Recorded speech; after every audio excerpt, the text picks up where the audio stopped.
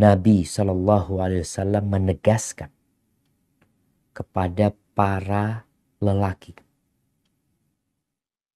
Maka yang laki-laki dengarkan. Yang perempuan, yang punya anak laki-laki, dengarkan. Didik anakmu sesuai dengan cara yang diinginkan oleh Rasulullah SAW. Karena jangan sampai anak laki-laki itu mencontoh bapaknya yang kurang baik berperilaku kepada istrinya. Punya anak laki-laki dikasih tahu apa yang harus dia lakukan tatkala mereka menjadi seorang suami, tatkala mereka menjadi seorang kakak, tatkala mereka menjadi seorang ayah nanti. Kata Nabi alaihi salatu wassalam dalam hadis riwayat Imam Nasa'i, Allahumma inni uharrij alaikum bihaqqid dha'ifain. Aku menimpakan kesulitan buat kalian dalam urusan haknya dua orang yang lemah. Siapa yang lemah? Al-yatim wal mar'ah. Nabi sebutkan wanita itu lemah. Yatim itu juga lemah. Wanita seperti gelas-gelas kaca tuh, yang kalau terjatuh, piar. Maka hati-hati. Jangan sampai kelemahannya itu dimanfaatkan untuk menzalimin para wanita. Bukan. Malah seharusnya engkau tahu dia lemah, berikan hak-haknya mereka. Al-yatim wal mar'ah. Anak yatim dan wanita.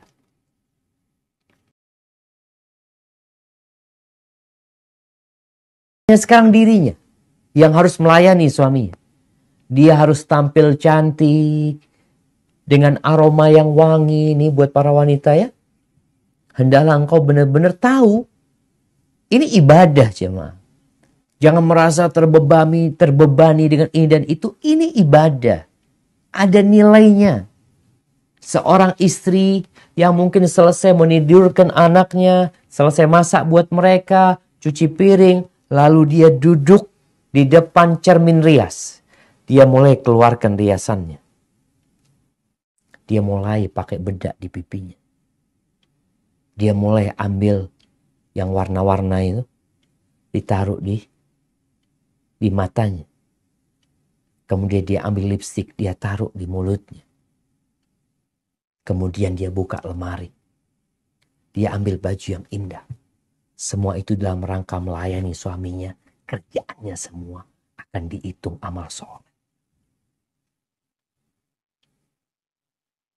Itu ditanggung oleh wanita. Tapi banyak perempuan yang melakukan itu bukan untuk suami. Dia panggil tukang rias ya ke rumahnya. Bahkan suami ini kalau ngelihat harimnya, dilihat lagi bersolek di depan cermin, kira-kira suami akan ngomong apa? Tanya, mau kemana? Karena kebanyakan wanita itu tampil cantik ketika keluar rumah. Nggak benar. Engkau ingin dihormatin sama suami, ingin dihargai, laksanakan tugasmu. Enak banget suami. Sama-sama enak. Tidak ada satu butir semut pun dari amalanmu yang akan terlupakan dari catatan malaikat. Semua akan tertulis. Khidmatnya seorang wanita dengan melayani suami, menyalurkan syahwatnya, subhanallah. Ada pahala sedekah bisa.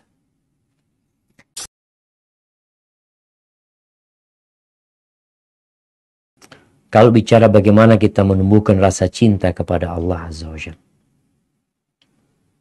maka dengan membaca ayat-ayat ciptaan Allah.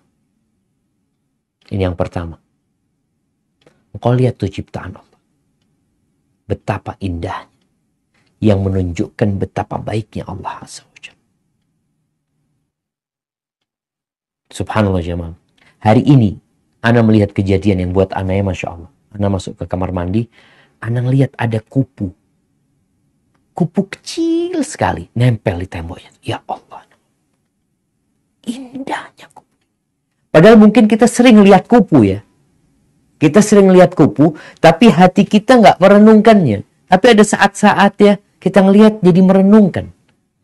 Itu yang akan menambah keimanan kita dan kecintaan kita kepada Allah Azza wa Jalla. Ketika antum melihat laut, melihat apa saja. Melihat gunung, melihat. Di situ ada tanda-tanda kebesaran Allah. Yang membuat kita jadi takut juga sama Allah nanti. Kemudian, membaca ayat-ayat yang Allah turunkan. Baca Al-Quranul Karim.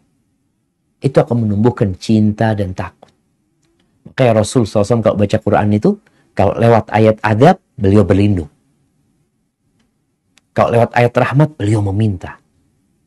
Jadi senantiasa berada di antara harapan dan rasa takut. Baina raja'ul khawf. Maka baca Al-Quranul Karim. Kemudian yang ketiga, berilmu. Belajar. Dengan kebenaran-kebenaran yang Allah turunkan. Apa kewajiban-kewajiban kita? Apa larangan-larangan Allah? Kita tuh jemaah, kalau bicara takut ya. Orang kenapa naik motor nggak pakai helm? Karena dalam pandangannya nggak ada polisi. Tapi kalau dia tahu ada polisi, nggak jadi dia. Dia akan pakai helm. Maka bagaimana kita menghadirkan hal itu dengan mengetahui perintah Allah dan larangannya. Dan Allah bisa saja mengadab kita kapan dia mau. Yang terakhir diamalin. Diamalkan kebenaran tadi. Itu yang akan menguatkan keimanan kita. Rasa cinta dan rasa takut kita kepada Allah Azza wa Jalla. Dan kemudian berdoa. Agar dapat cinta Allah. Minta sama Allah Azza wa Jalla. Allahumma habib ilaina al-iman. Wa zayyinhu fi qulubina. Ya Allah, cintakan kepada kami iman. Dan hiasi iman itu di hati kami. Wa karrih ilaina al-kufra wal fusuqa wal isyan waj'alna minar rasyidin. Dan bencikan kepada kami kekafiran, kefasikan dan dosa-dosa semua. Dan jadikan kami orang yang mendapatkan petunjuk. Minta sama Allah Azza wa Jalla.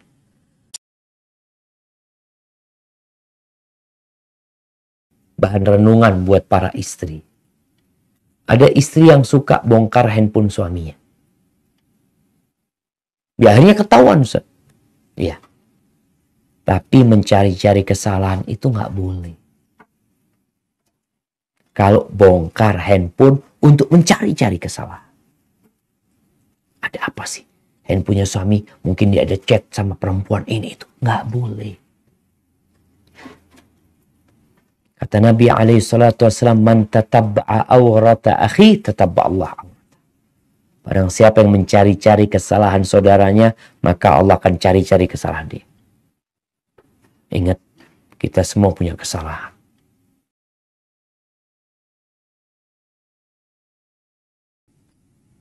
Terus bagaimana tatkala kita berbuat salah? Bertobat. Terus berbuat salah lagi, bertobat. Terus berbuat salah lagi, bertobat. Sampai kapan? Sampai mati. Jangan pernah berhenti bertobat. Karena setan akan datang kepada kita, membisikkan kepada kita untuk berhenti bertobat. Dengan alasan, engkau berbuat dosa, ada apa tobat? Nanti diberbuat lagi. Malu engkau sama Allah. Bahasanya bagus tuh setan. Engkau masih terus berbuat dosa, tobat. Udahlah, nanti kalau benar-benar engkau memang berhenti, baru tobat. Bukan setan membisikkan berhenti berbuat maksiat, tapi berhenti tobat. Padahal dalam sebuah hadis qudsi Allah Azza wa Jalla menceritakan ada seorang hamba yang berbuat dosa. Lalu dia mengatakan kepada Allah, Rabbi inni asabtu dzamban faghfir li, ya Allah, aku berbuat dosa ya Allah. Ampuni aku ya Allah. Apa kata Allah? Alima abdi anna lahu rabban ya'khudhu bidzambi wa yaghfiru dzamb. Hambaku ini tahu dia punya Tuhan yang memberikan hukuman atas perbuatan dosa dan mengampuni dosa. Allah mengatakan itu. Kemudian hambanya ini berbuat dosa lagi. Lalu dia ngomong lagi sama Allah, ya Allah, aku berbuat dosa lagi ya Allah. Ampuni aku ya Allah. Allah mengatakan lagi, hambaku berbuat dosa. Dan dia tahu dia punya Tuhan yang menghukum perbuatan dosa dan mengampuni perbuatan dosa. Ketiga kali dia berbuat dosa lagi. Dia mengatakan lagi, ya Rabbi inni asabtu dzamban, ya Allah aku berbuat dosa lagi ya Allah. Ampuni aku ya Allah. Kata Allah, hambaku tahu dia punya Tuhan yang menghukum perbuatan dosa dan mengampuni dosa. Kata Allah, falyaf'al ma syaa. Hendaklah dia berbuat semau dia. Selama dia terus bertobat kepada Allah, maka Allah akan membuka pintu tobat. Tapi ingat, syarat tobatnya harus dipenuhi. Syarat tobat ini yang kadang-kadang kita lupa. Yang pertama adalah meninggalkan perbuatan dosa itu. Yang kedua menyesali. Yang ketiga bertekad untuk tidak mengulangi. Ada kemauan tidak mengulangi. Tapi Anda takut besok berbuat lagi. Udah, engkau nggak tahu besok masih hidup apa enggak. Hari ini kau bertobat.